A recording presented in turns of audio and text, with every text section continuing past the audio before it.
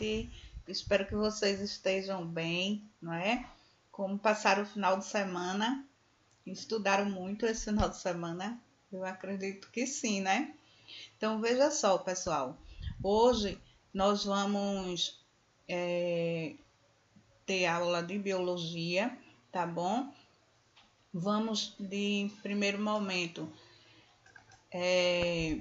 revisar um pouco do que a gente viu, só para lembrar, porque eu sei que vocês estão afiados, né? Na apostila que vocês pegaram na escola, tinha lá um material, um assunto que a gente viu na semana passada na aula sobre citologia, e a gente viu que a citologia é o estudo das células, tá? É o ramo da biologia que estuda as células.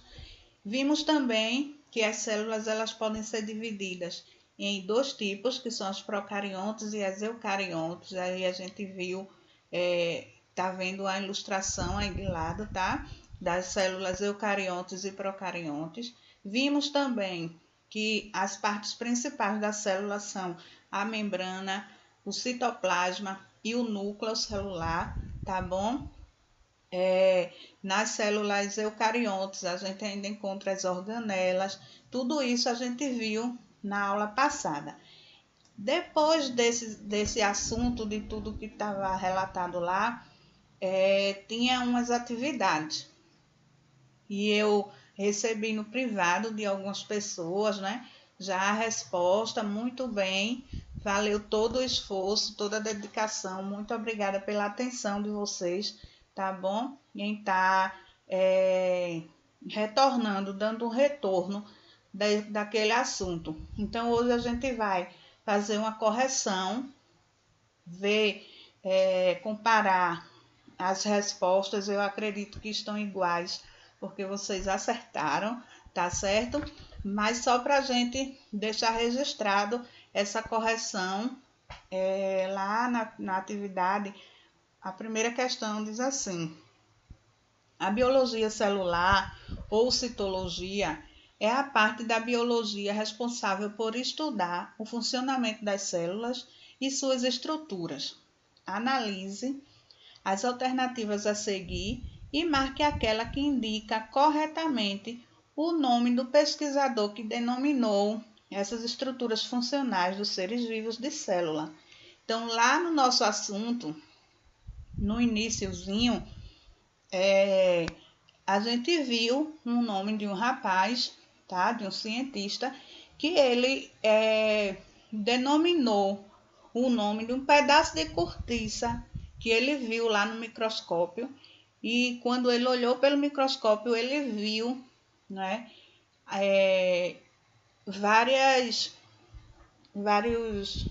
uma estrutura, né, e chamou aquilo de célula, né? Então, como foi o nome daquele cientista? Né? Então, acertou quem marcou, Robert Hooke.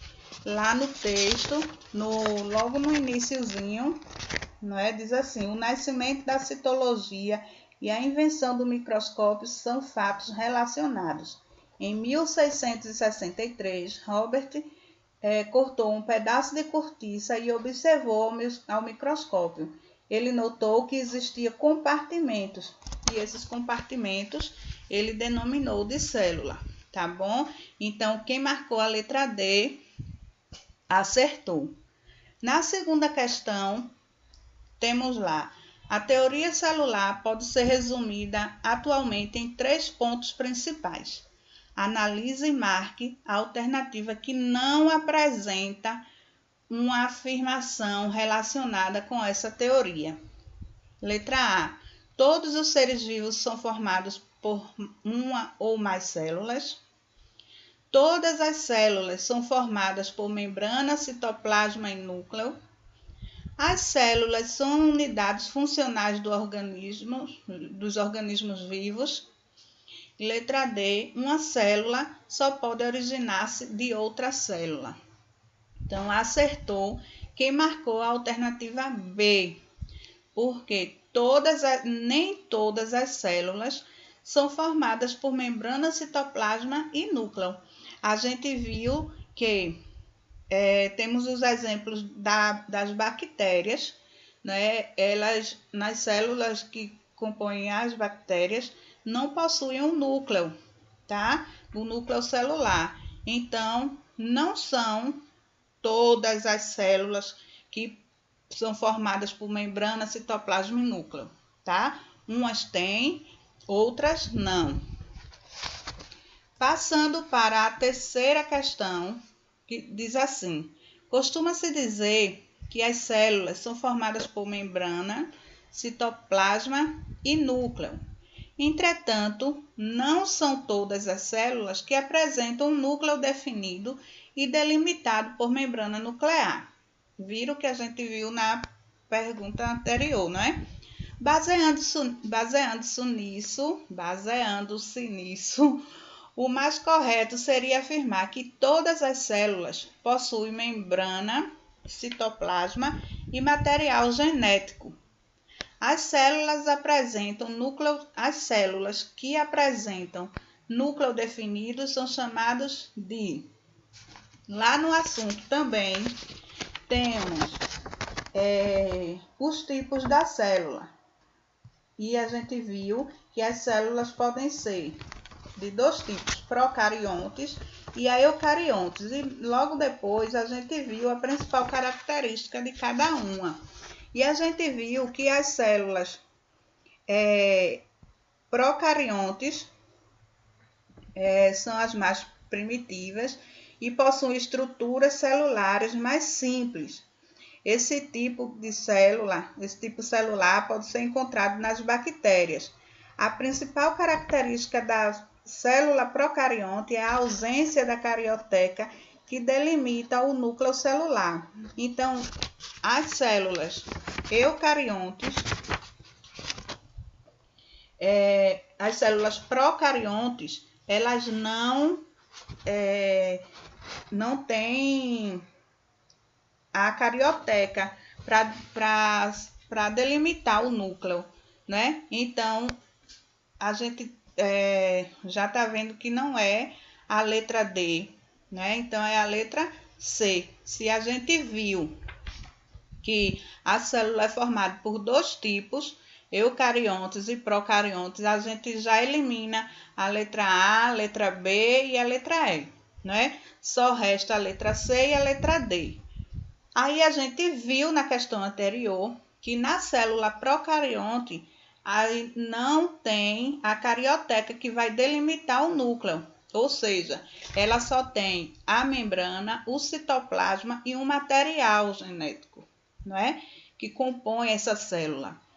Então, a resposta certa está na letra C, porque a letra C é a eucarionte, que são as células que apresentam um núcleo definido, ou seja, ela tem a membrana, o citoplasma, o núcleo e nesse citoplasma é composto de organelas, né? E a gente também viu o que são as organelas, para que serve, também tem lá no assunto e a gente viu na aula passada. Tá bom? Então, a resposta certa do terceiro é a letra C. No quarto quesito, tem assim: qual das estruturas relacionadas a seguir está presente tanto em células procariontes como em células eucariontes? Então, a gente estudou lá sobre as organelas, né? E a gente viu sobre a definição de alguma, a função de alguma das organelas, né? Os mitocôndrias, o retículo endoplasmático, o complexo de Golgi, os ribossomos, os peroxissomos, o núcleo celular, tá? Então, a letra D, ribossomos, é a resposta certa. Porque o ribossomos ele tem a função de auxiliar na síntese de proteínas nas células. Então, eles fazem a ligação do material genético do RNA nas linguinhas lá da célula, tá? Mas na frente a gente vai estar aprendendo mais detalhado isso, tá bom? Então, a quarta questão, a gente marca a letra D. Na quinta questão, pergunta o seguinte: de acordo com a teoria celular, quais dos organismos a seguir não poderiam ser considerados os seres vivos? E acertou quem marcou a letra D, o vírus, tá? Mas por que o vírus, professora? Porque o vírus, alguns cientistas falam que eles não são seres vivos, mesmo eles achando que eles têm algumas funções similares aos seres vivos em geral, mas a teoria celular, né, ela se trata de que o vírus ele não possui célula, tá? É o que a teoria celular defende. Então, por isso, a gente marca a letra D, tá bom? E eu botei aí como sexta questão, porque foi a questão que eu pedi lá na aula para vocês desenharem no caderno de vocês uma célula, tá? Um desenho que representasse a célula e suas partes, né? Eu acredito que vocês devem ter feito cada obra de arte linda, né? Recebi algumas por foto também, ficaram ótimas, tá bom? E se der, eu queria que vocês tirassem a foto da atividade, tá bom? E me enviassem no privado para que eu possa dar uma conferida, tá certo? E para não perder o costume, tá? Eu vou deixar uma pesquisa bem simples para vocês. Então, vocês podem pesquisar na internet, né? E anotar no caderno os tipos de célula do corpo humano. Então, quais são esses tipos e falar um pouquinho delas, tá? Que a gente não precisa só saber, mas a gente precisa saber e saber um pouco de cada uma, tá certo? Então, eu conto com vocês para essa pesquisa, para a gente começar a próxima aula, tá? Na semana que vem. Então, eu conto com vocês mais uma vez, tá bom? Qualquer coisa, eu estou no privado, podem entrar em contato comigo. Se tiver alguma dúvida, estou aqui também à disposição, tá bom? E uma boa noite para todos. Um beijo, estou morrendo de saudade já, tá? Cheiro.